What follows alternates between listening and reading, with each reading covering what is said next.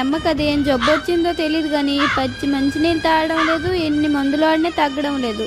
ఏటైందో మీరైనా కొంచెం చూడండి స్వామి. ఇప్పుడు చూడమ్మా లెగిసిపోయి ధనం తింటది. అమ్మా ఎదురింటోలో అప్పులైపోయి ఊరు వెళ్ళిపోనరట, లేగు.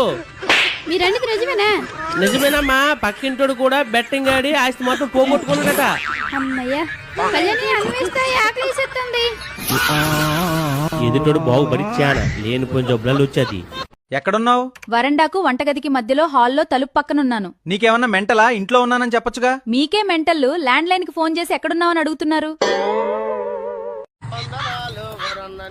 అమ్మా మేము ఓట్లు సర్వే నుండి వచ్చాము, మీ ఇంట్లో నిన్నోట్లు ఉన్నాయి. మా ఇంట్లో 4 ఓట్లు ఉన్నాయి, ఒక్కొక్క ఓటుకి ఎంత ఎత్తారో చూసుకుని ఇవ్వండి. అమ్మా ఓట్లు ఆడడానికి రాలేదు, అయినా డబ్బులకి ఓట్లు అమ్మకూడదమ్మా, తప్పు. అయ్యో, డబ్బులు కమ్మకూడదా? అయితే టీవీ కొనిసి ఇచ్చేయండి. ఈ రోజు మీరు వేసిన ఓటే రేపు పునాదమ్మా, తెలుసుకోండి. నిజమేనయ్యా, అలాగిచ్చిన డబ్బులతో నీ అనుకున్న పునాది వేసిన. హలో అనియా చెప్పండి. అనియా కిందసారి కూడా అంతే ఇచ్చినారు, ఈసారి ఎంతో కొంత పెంచండి. మీకు గ్యాస్ సమస్య ఉందమ్మా? అవును డాక్టర్ గారు, 4 రోజులు అయింది బుక్ చేసి ఇప్పుడు రాలేదు. నీకు ఏదైనా తొందర ఎక్కువమ్మా? అందుకే కదా పక్క హాస్పిటల్కి వెళ్ళబోయి ఇక్కడికి వచ్చాను.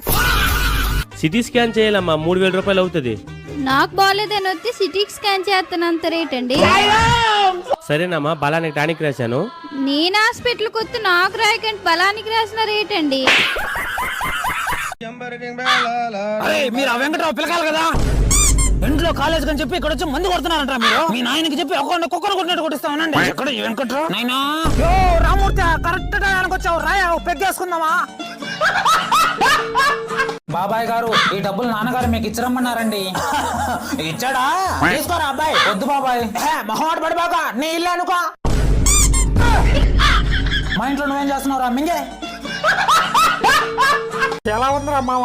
డాక్టర్ చెప్పాడు రా, ఇంకో 3 నెలలు నడిచాక కూడా వదంట. అయ్యో భగవంతుడా, ఎన్ని కష్టాలు వచ్చాయిరా నీకు. సరే, ఈ 3 నెలలు చెప్పులు ఆడుకుంటా. మావా, ఈ రోజే లాస్ట్ పెగ్గు, రేపటి నుంచి మందు బందు. నా మాటిని ఒక్క పెగ్గి. నువ్వు రోజు ఇలాగే అంటున్నావురా, నా మీద నీ మీద మావా, ఈ రోజే లాస్ట్ పెగ్గు, రేపటి నుంచి మందు బందు. నా మాటిని ఒక్క పెగ్గి. నువ్వు రోజు అలాగే అంటున్నావురా, నా మీద నీ మీద.